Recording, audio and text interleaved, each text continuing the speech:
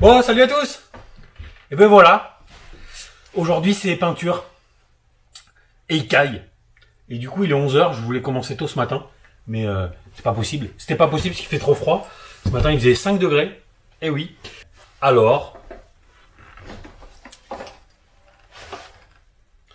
j'ai chopé un chauffage soufflant. Voilà, pour pouvoir chauffer le car pour faire la peinture, parce que voilà, la peinture, il faut pas qu'il fasse trop froid pour peindre. Donc, puis en plus je me caille, hein, donc voilà, donc je récupère un chauffage soufflant, et puis là je vais attaquer donc la peinture, faire chauffer un peu le car, et puis voilà.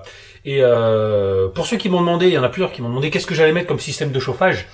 Alors en fait le système de chauffage je l'ai acheté il y a déjà un bon moment. Alors je vous en ai pas parlé, enfin si vite fait, mais je voulais pas présenter parce que je le ferai quand je l'installerai. J'ai pris pour chauffer le car deux Webasto chinois à air pulsé. Vous savez, il y a énormément de gens qui mettent ça dans les camping-cars. Ça marche au gasoil ou au fioul. Ça marche très bien au fioul. Et en fait c'est des petits chauffages soufflants, soufflants.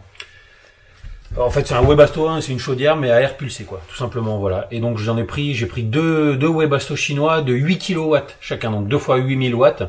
Donc, normalement, il devrait y avoir assez pour chauffer tout le car, largement même. Voilà. Et même chauffer les soutes. Parce que j'ai prévu les deux, en fait, il y aura 2 sorties d'air chaud sur chaque Webasto.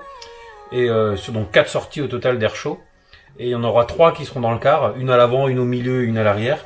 Et il y aura une sortie d'air chaud dans la soute. Voilà, histoire de chauffer la soupe pour qu'elle soit hors gel. Et donc la sortie sera au niveau des cuves d'eau, comme ça, je suis sûr qu'il n'y aura pas de gel, quoi. Voilà. Bon allez, je parle pas plus longtemps et puis c'est parti, hein. Faut attaquer la peinture maintenant.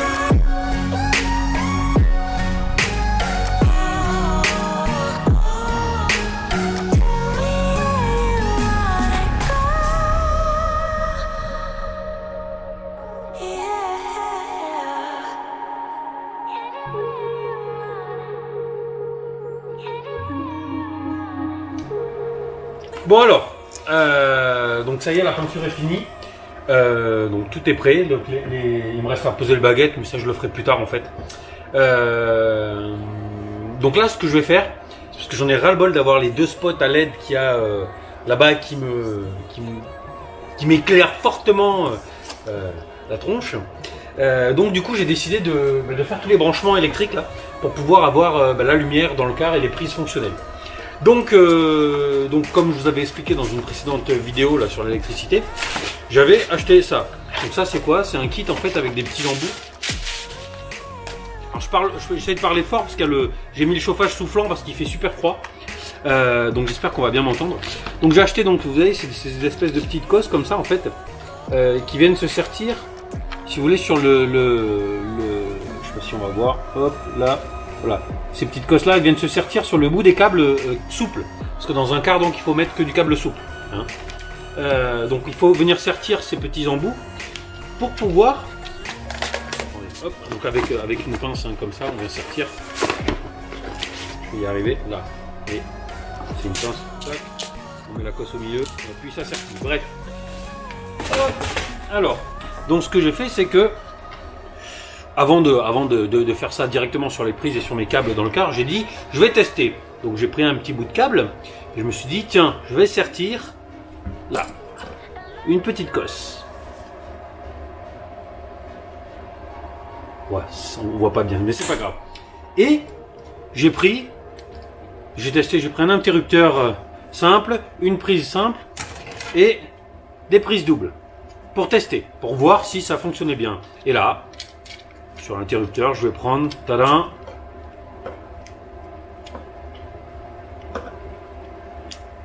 Voilà, même en appuyant, en enfonçant, ça sort.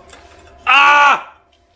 Et en fait, je me suis aperçu que toutes les prises, les interrupteurs, en fait, ils disent qu'il faut, si on met des cosses, il faut que les cosses, ou si on dénude du câble, il faut qu'il y ait en moyenne, c'est entre 10 et 12 mm. Sauf que les cosses comme ça qu'on vous vend, eh ben, elles font que 8 mm. Du coup, quand on les insère dans le trou, eh ben, ça tient pas. Donc, ben, ça sert à rien. Puisqu'il faut savoir que dans un cas, il faut que les câbles ils tiennent bien. Parce que comme c'est un véhicule, donc qui roule, eh ben, il y a des vibrations, hein, il y a des bosses, des trous, et il faut que ça soit bien safe, il faut que ça soit bien accroché, parce que si pendant que vous roulez ça se décroche, et que vous avez la phase par exemple, enfin bref, qu'il y a un court-jus quoi, et ben ça peut, donc ça disjoncte, mais ça peut aussi foutre le feu quoi. Hein, donc voilà, ça c'est une étape très importante. Donc j'ai dit comment je vais faire. J'ai cherché sur internet et tout ça, c'est pas grand chose. Et en fait, j'ai dit, je vais essayer quelque chose. Parce que sur les forums, il y en a plein qui vous disent, oh ben, il faut étamer. C'est-à-dire mettre un peu d'étain, vous savez, sur le câble en cuivre. Enfin, sur les câbles multi-brins cuivrés. Et donc, je me suis dit, mais moi, ça m'embête parce que j'ai quand même ces cosses-là, il faut qu'elles servent. Donc, ce que j'ai fait, c'est qu'en fait, j'ai fait ça, tout simplement. J'ai serti mes cosses. Et ce que j'ai fait, c'est que j'ai dénudé un peu plus de câbles, donc de fil. Ok, j'ai serti ma cosse et il y avait un bout de câble cuivre qui dépasse. Et donc après, je suis venu étamer. Je sais pas si vous allez voir. Bref, vous voyez comment ça fait? Donc là, il y a la partie avec la cosse sertie et c'est étamé en plus. Et là, ça tient un truc de dingue. Je vais pas le refaire pour vous montrer parce que tout à l'heure, j'ai passé 10 minutes, j'arrivais plus à sortir. Une fois que cette cosse est étamée comme ça, je la rentre dedans, ça sort pas. Ça sort plus, j'ai galéré, j'arrivais pas à le ressortir tout à l'heure. Donc voilà la solution. Mais faites attention, hein, parce que c'est des boîtes là, des kits qui sont vendus exprès pour ça, et ça marche pas quoi. Hein. Donc voilà. Par contre après les cosses, sans avoir besoin d'étamer, pour faire les branchements, vous voyez sur les disjoncteurs, voilà c'est impeccable. Hein. Donc là, les cosses, elles vont impeccables puisque la profondeur, elle est assez faible. Et puis, c'est surtout que c'est un système à vis. Vous voyez, donc on vient écraser en fait la cosse. Le problème des prises maintenant et des interrupteurs qu'on trouve, ben, c'est qu'il y a plus de... C'est plus des connexions à vis. C'est des connexions automatiques. Vous savez, quand vous glissez, en fait, ça bloque le câble dedans, quoi. Voilà, donc petite info que je voulais vous partager parce que ben, tout à l'heure, je me suis dit, ah, comment je vais faire? Ça va être la vraie galère, quoi. Voilà, bon bah allez, j'attaque, hein, c'est parti, je vais sertir tous les câbles. Et puis après, je vais venir étamer un par un. Ça me prend un peu de temps, hein, mais je vais venir étamer un par un tous les câbles avant de poser mes interrupteurs, mes prises. Et puis je vais mettre les lumières au plafond. Je vais venir faire les connexions sur le tableau électrique. Et puis ben, je vais brancher comme ça, je vais tirer une rallonge de chez moi que je vais brancher directement sur le tableau électrique. Comme ça, j'aurai dans le car, sans avoir les batteries et les panneaux solaires, j'aurai quand même l'électricité, j'aurai la lumière du plafond et toutes les prises fonctionnelles. Voilà, ça va être plus facile pour bricoler. Allez, là, ça fait 5 minutes que je parle, vous devez être saoulés. Ben, c'est parti!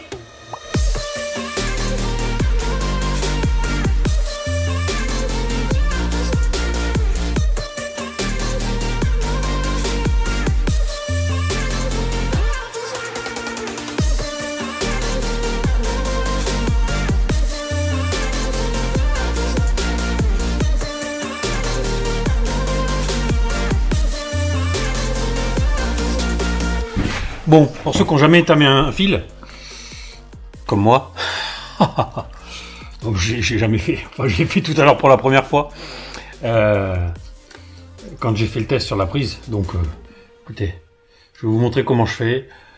C'est peut-être pas comme ça qu'il faut faire, mais le résultat est le même. À la fin, c'est étamé. On prend bien sûr de l'étain, un fer à souder.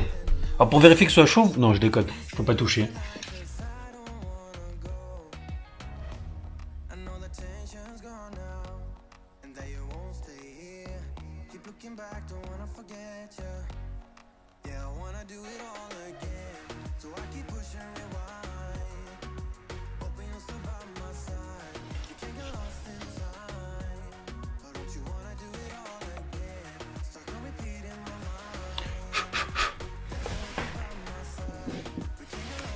Et si vous voulez faire des trucs qui servent à rien, vous soufflez dessus, comme moi.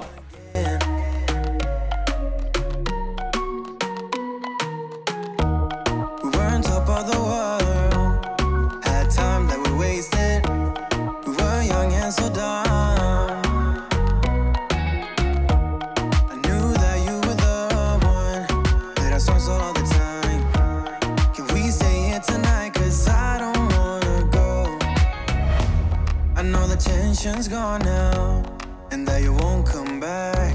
Keep looking back, don't wanna forget you. Yeah, I wanna do it all again. So I keep pushing rewind, hoping you'll still by my side. We can't get lost in time, but don't you wanna do it all again? Stuck on repeat in my mind. Bon, nouvelle journée qui commence.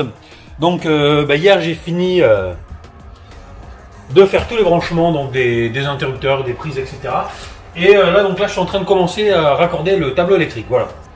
Donc c'est parti, hein. Allez, quand il faut y aller, je suis toujours prêt. Oh les. You know that I don't wanna feel this way again. So let's pick up the pieces that we left unsaid. I know the tension's gone now, and that you won't. Bon, j'ai un petit truc à vous montrer. Vas-y, je vais rien dire de plus. Juste, je vous laisse admirer.